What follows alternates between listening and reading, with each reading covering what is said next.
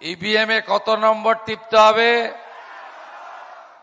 তাহলে কমলাকান্ত দারও 1 নম্বর, নন্দীগ্রামেও আমার 1 নম্বর, ভবানীপুরেও আমার 1 নম্বর, কাশীপুরও 1 নম্বরে টিপবে, নন্দীগ্রামও 1 নম্বরে টিপবে, আর ভবানীপুরও এক বলিষ্ঠ নেতা তথা রাজ্যের নেতা বিদ্যাসাগর চক্রবর্তী আছেন, তাকে আমি যথাযথ সম্মান জানাই। আমাদের মধ্যে ফাল্গুনী চ্যাটার্জি মহোদয়া আছেন, তুষারদা আছেন, বর্ষিয়ান নেতা, এই বিভাগের দায়িত্বে আছেন, এই সাংগঠনিক জেলার ইনচার্জ আছেন। রাজেশ সিনহা আছেন, জেলা কমিটির নেতৃত্ব। গৌরী সিং সর্দার রয়েছেন, শঙ্কর চৌধুরী রয়েছেন, আমাদের রাম সিং মুন্ডা মহোদয় রয়েছেন, ঝাড়খণ্ডের বিশিষ্ট নেতা। আমাদের কনভেনার আছেন পরাণ বাউরি, আমাদের গিরিধারী বাউরি মহোদয় রয়েছেন, প্রকাশ মাহাতো মহোদয় রয়েছেন, গৌতম রায় রয়েছেন, তালডাংরার ইনচার্জ, এই জেলার নেতা, এবং আমাদের আলিম আনসারি ভাই সহ, অনিল বাবু সহ, অনন্ত বাউরি সহ, দেবু মণ্ডল সহ, সমীর বাউরি সহ, শুক্লা মাহাতো সহ, গণেশ মিশ্র সহ সম্মানিত মঞ্চ। আমাদের যুব নেতা এসেছেন এখানে বিস্তারক কাশী থেকে, আমি তাকেও আন্তরিক শুভেচ্ছা জানাই। আপনাদের কাছে আমি আপনাদের প্রথমে দুটো কথা বলতে চাই। পুরুলিয়া জেলার মানুষ 2019 সাল থেকে ভারতীয় জনতা পার্টিকে অধিকাংশ নির্বাচনে জেতাচ্ছেন। আপনারা অনেক আশা নিয়ে ভোট দিচ্ছেন যে কবে পশ্চিমবঙ্গে পরিবর্তন হবে। আমি আপনাদের বন্ধু শুভেন্দু আজকে বলে যেতে চাই, আর ধৈর্য রাখতে হবে না। 4 মে পুরুলিয়ার 19 সাল থেকে দেখে আসা স্বপ্ন পূরণ হবে। 2016-তে বিজেপি 3টে আসন পেয়েছিল, 2021-এ 77টি আসন পেয়েছিল। এবারে আমাকে বিশ্বাস করে রাখুন, আপনারা ফোনে রেকর্ড করে রাখুন, 177 নিচে ভারতীয় জনতা পার্টি নামবে না। আর একটা কথা আমি আপনাদের দিতে পারি, 2021-এ মুখ্যমন্ত্রী মমতা ব্যানার্জি আমার কাছে হেরেছিলেন। এবারে ভবানীপুরেও আমি ওনাকে হারাবো। আপনারা প্রস্তুত থাকুন বিজয় উল্লাস করার জন্য। আপনারা প্রস্তুত থাকুন নতুন বাংলা গড়ার জন্য। আপনারা প্রস্তুত থাকুন আগামী দিনে সোনার বাংলা গড়ার জন্য। আর পুরুলিয়ার মানুষকে পরিযায়ী শ্রমিক হতে হবে না।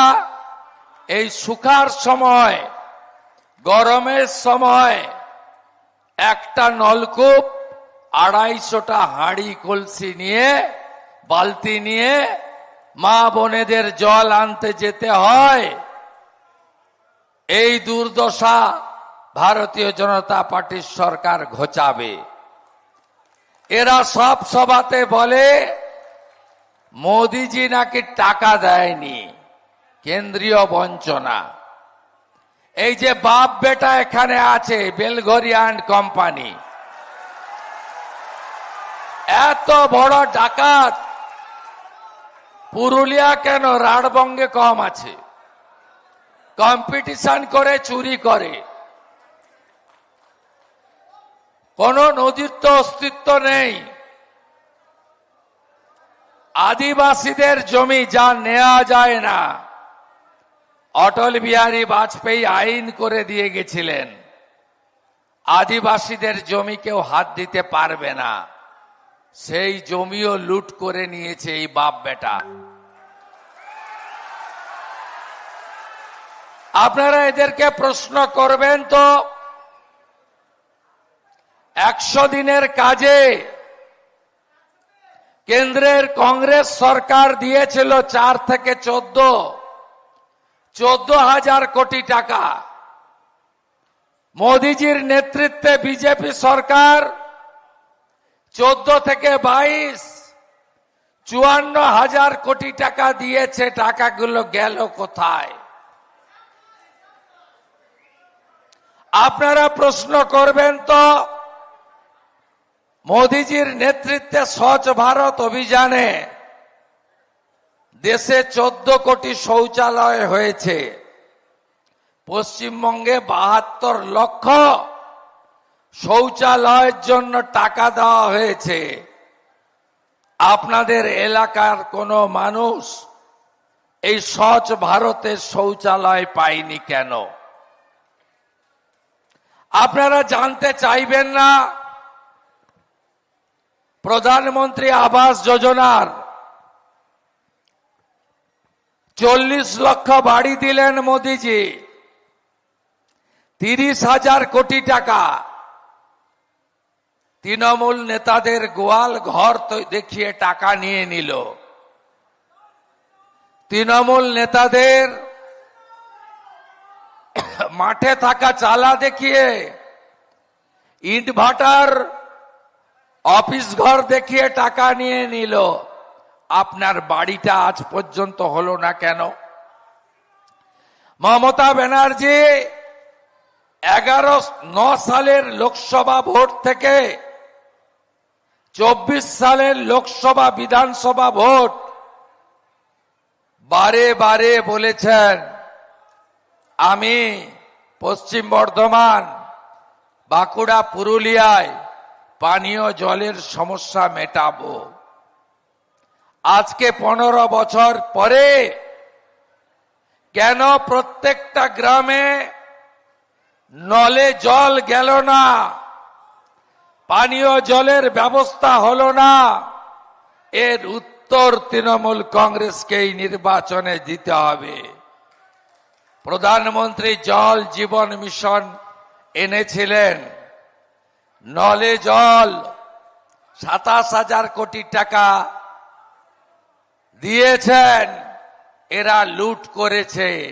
তাই পাড়াতে তৃণমূলের লোকেরা ভোট চাইতে এলে আওয়াজ তুলুন, আমার পাড়া তৃণমূল তাড়া।